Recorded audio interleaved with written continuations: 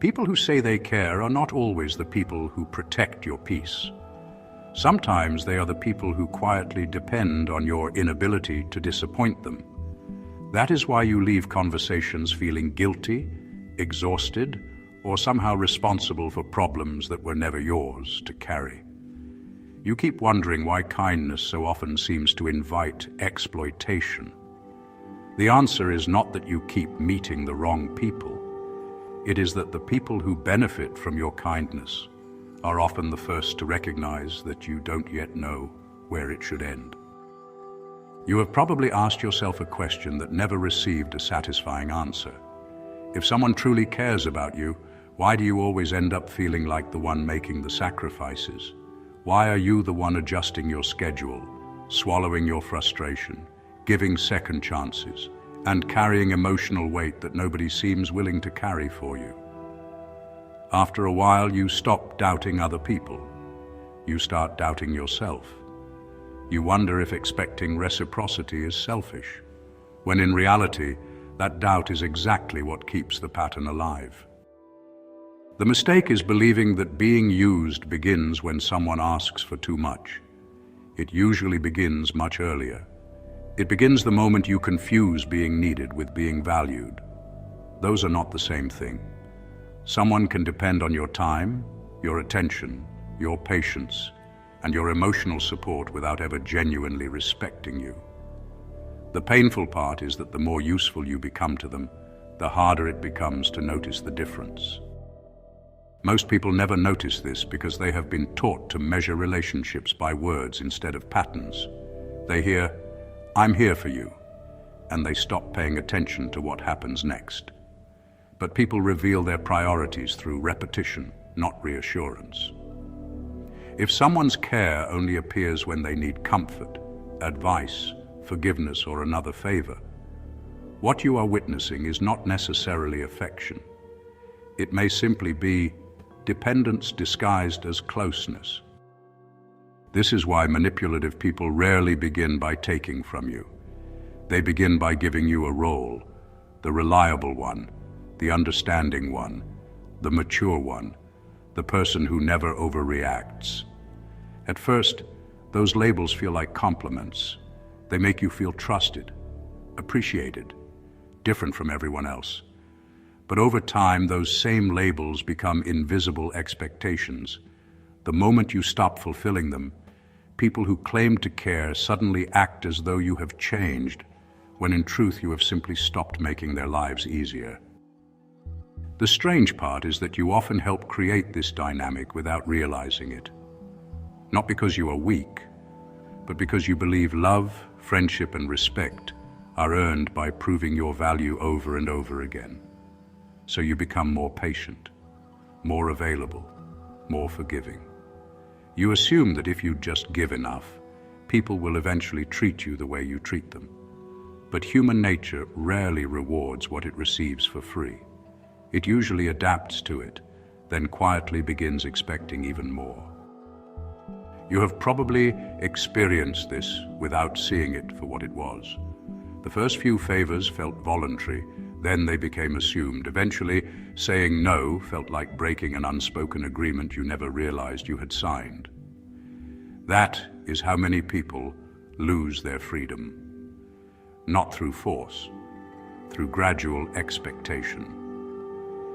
The boundaries they failed to set in the beginning become obligations they struggle to escape later. What makes this pattern so difficult to escape is that it rarely feels abusive while it is happening. It feels normal. You tell yourself they are just having a hard time, that they appreciate you in their own way, that things will balance out eventually. Meanwhile, you become a little more exhausted and a little less honest with yourself. You keep protecting the relationship by ignoring the evidence, never realizing that the person paying the highest price for that peace has always been you. The hardest part to accept is that many people do not decide whether to respect you by listening to what you say. They decide by watching what you tolerate. Every time you ignore your own discomfort to avoid disappointing someone else, you teach them something about your limits, not through words, but through repetition. People study your boundaries long before they ever test them. If those boundaries keep moving, they eventually stop believing they exist at all. This is one of the quiet truths Machiavelli understood long before modern psychology gave it a name. People often respond less to your intentions than to your incentives. If every interaction teaches them that your time, attention, forgiveness, and energy are always available, they stop treating those things as valuable. Not because they consciously want to exploit you, but because human nature adjusts to whatever becomes predictable. What begins as generosity slowly becomes entitlement, and entitlement almost always erodes appreciation. That is why the people who use you the most are often the most surprised when you finally change. They are not reacting to your new boundary. They are reacting to the loss of the comfort your lack of boundaries gave them. To you, saying no feels like a small act of self-respect. To someone who benefited from your constant availability, it feels like something valuable has been taken away. Their disappointment is not always proof that you have become selfish. Sometimes it is proof that the old arrangement only worked because you kept sacrificing yourself. You might think the solution is to become colder, to trust no one, to stop caring. But that is not what breaks the cycle. Becoming emotionally distant without becoming psychologically aware simply creates a different prison. You may protect yourself from being used, but you also lose the ability to recognize the rare people who deserve your trust. The goal is not to care less. It is to become far more selective about who earns access to your care. The first question you should ask yourself is not, do they care about me? Ask something far more revealing. What happens when I stop making their life easier? That question strips away performance and exposes reality. Some people will understand, some will adapt, some will become angry, and those reactions tell you more about the relationship than years of affectionate words ever could. When your usefulness disappears, whatever remains is usually the truth. There comes a point when you realize the problem was never just one difficult person. It was not knowing the invisible patterns that quietly shaped your decisions, your relationships, and even the way you saw yourself. If this video has helped you recognize those patterns, I put together a private ebook called The Art of Strategic Indifference for people who want to become emotionally independent, psychologically resilient, and far more difficult to manipulate. It's completely free and only available for viewers of this channel. If you'd like to go deeper into these ideas, you'll find the link in the description.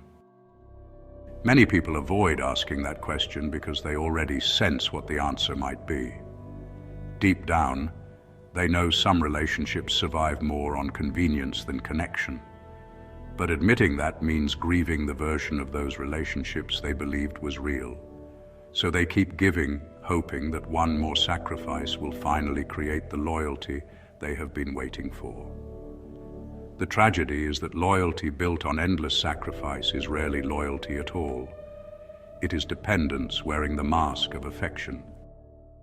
There is another pattern that is even harder to see. The more you fear losing people, the more you begin negotiating against yourself. You ignore small disappointments. You explain away repeated disrespect. You convince yourself that maintaining the relationship is more important than protecting your peace. Without realizing it, you teach yourself that your own emotional comfort is always the first thing that can be sacrificed. And once you accept that trade, other people usually accept it too. This is why emotional independence begins long before you feel strong. It begins the moment you stop believing that keeping everyone happy is your responsibility. That belief has quietly controlled many of your decisions for years. It has shaped what you say, what you hide, what you tolerate, and even who you become around certain people. The more you organize your life around protecting other people's comfort, the further you drift from protecting your own. One of the biggest lies you have been taught is that good people are always available. They answer every message. They never disappoint anyone. They make themselves easy to reach and easy to rely on. But think about the people you genuinely respect, the ones who seem calm, grounded, and difficult to pressure. They are not respected because they are endlessly available. They are respected because their time, attention, and energy are protected. Their boundaries communicate value long before they ever need to defend them. The people who genuinely care about you are not threatened by healthy boundaries. They may need time to adjust, but they do not punish you for protecting yourself.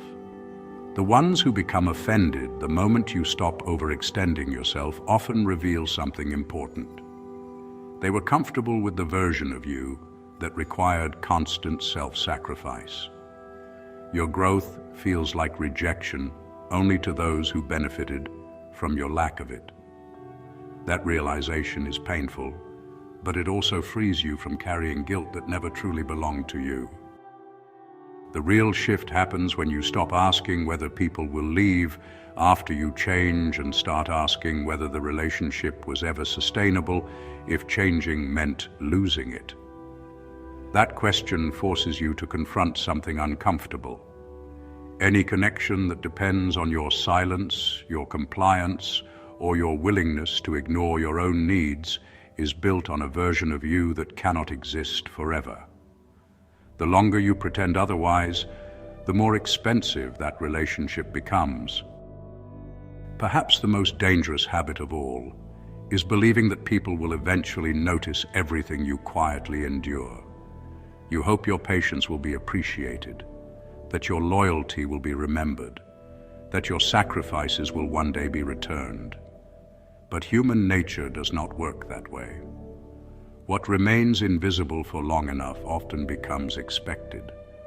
And once something becomes expected, it no longer earns gratitude.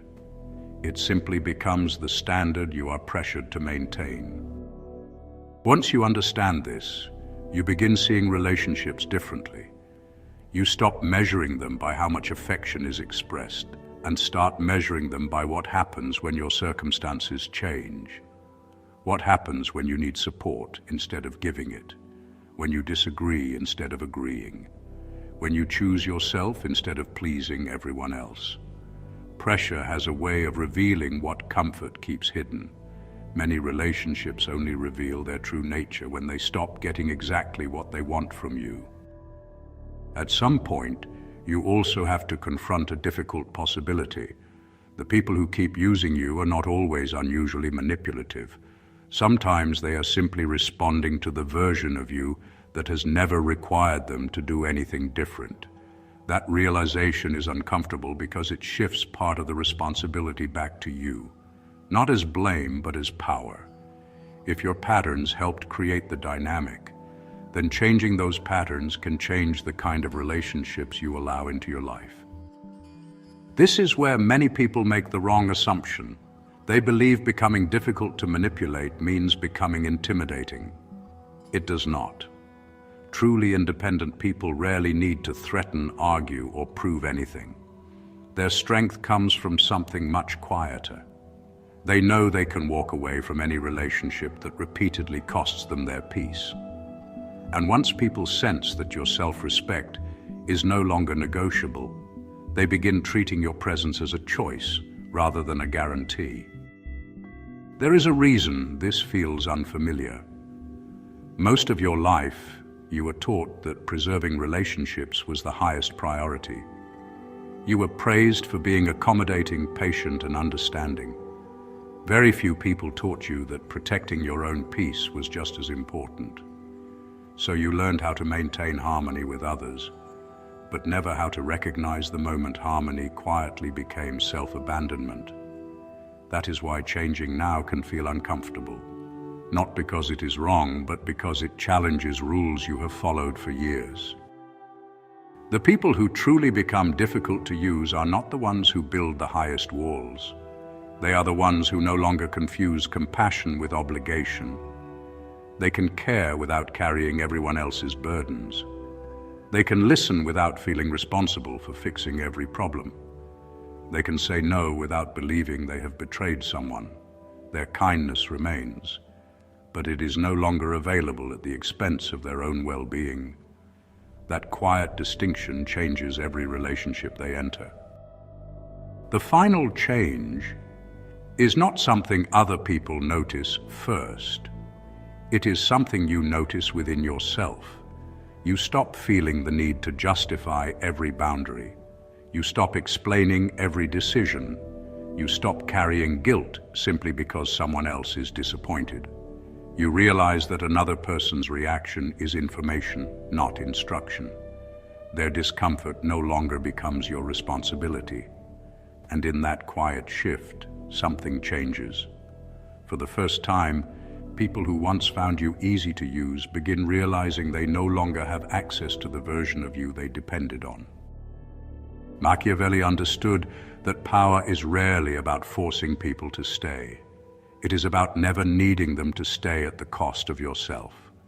The moment your emotional stability depends on keeping someone happy, they gain influence over decisions that should belong to you alone.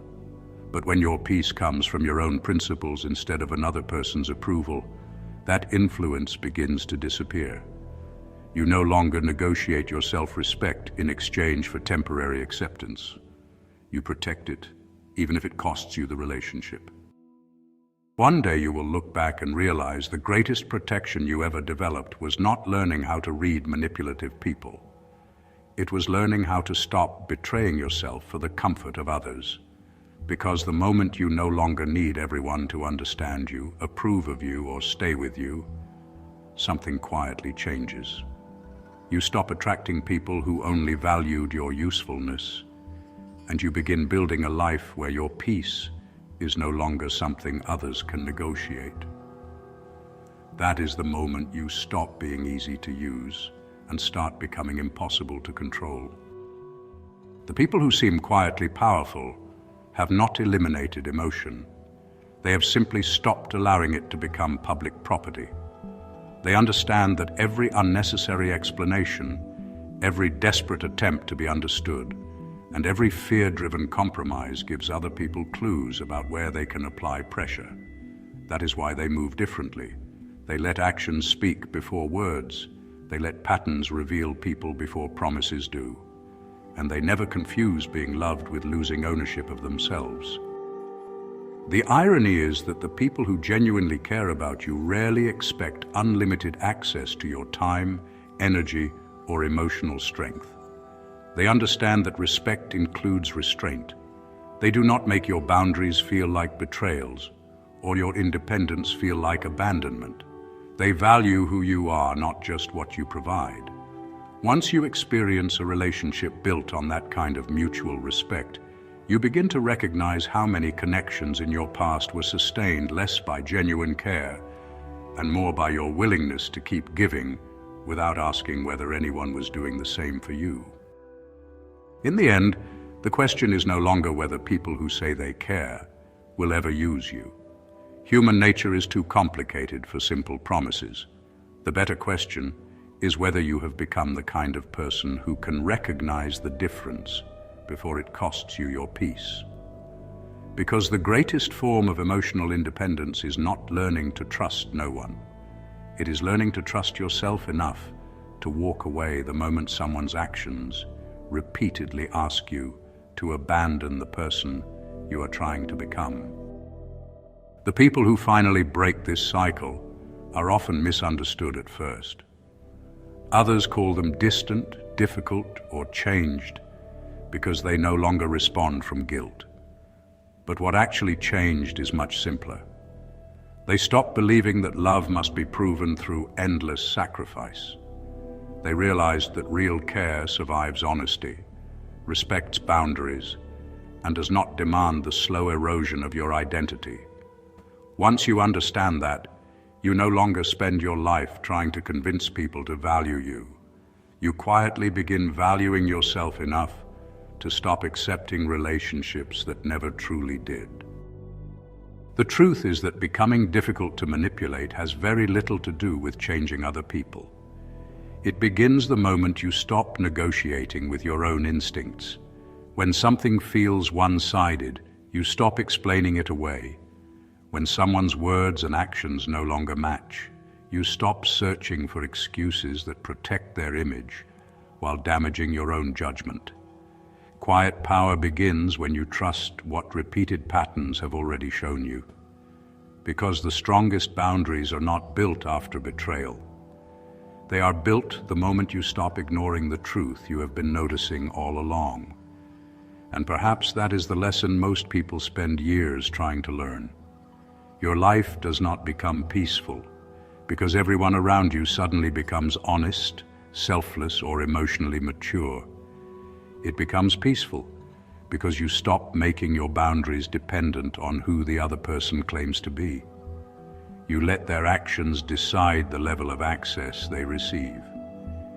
You stop chasing certainty through promises and start trusting consistency instead. That is not cynicism, it is psychological clarity. And clarity is one thing manipulation has always struggled to survive. Remember this the next time someone tells you they care. Do not rush to believe the words, and do not rush to doubt them either. Simply watch. Watch how they respond when you protect your time. Watch how they react when you disagree. Watch what changes when you stop making yourself endlessly available. People always reveal the place you hold in their life, not through what they promise in moments of comfort, but through what they consistently respect when your boundaries become real. The people who leave because you developed self-respect were never leaving because you became a worse person. They were leaving because the version of you they relied on no longer exists. Let them. Not out of anger, not out of pride, but because your future depends on becoming someone whose peace cannot be rented by anyone else's approval. The moment you stop confusing access with affection and sacrifice with love, you stop living according to other people's needs and start living according to your own principles. That is where quiet power begins, and it is where manipulation quietly comes to an end. If you remember nothing else from this video, remember this: the people who deserve a place in your life will never require you to abandon yourself to keep it. The moment you stop measuring your worth by how much you can endure for others, you begin measuring every relationship by a far better standard. Does it strengthen your peace or slowly consume it? From that moment forward, you are no longer easy to use because your kindness is guided by wisdom, your trust is earned through consistency, and your life is no longer controlled by the fear of losing people who only valued the parts of you that were willing to disappear. The final lesson is this: you do not become emotionally free by finding people who never disappoint you. You become emotionally free by no longer needing every relationship to succeed in order to protect your sense of self. Some people will respect your boundaries. Some will resist them. Some will quietly disappear. None of those outcomes define your worth. They simply reveal who was connected to you, and who was connected only to the version of you that never asked for the same respect you so willingly gave away. The people who master this do not spend their lives searching for perfect relationships. They spend their lives becoming the kind of person who cannot be manipulated by empty words, borrowed guilt, or conditional affection. Their peace is no longer something they negotiate. Their kindness is no longer something others assume they own. And because they no longer confuse being needed with being valued, they move through life with something far more powerful than approval.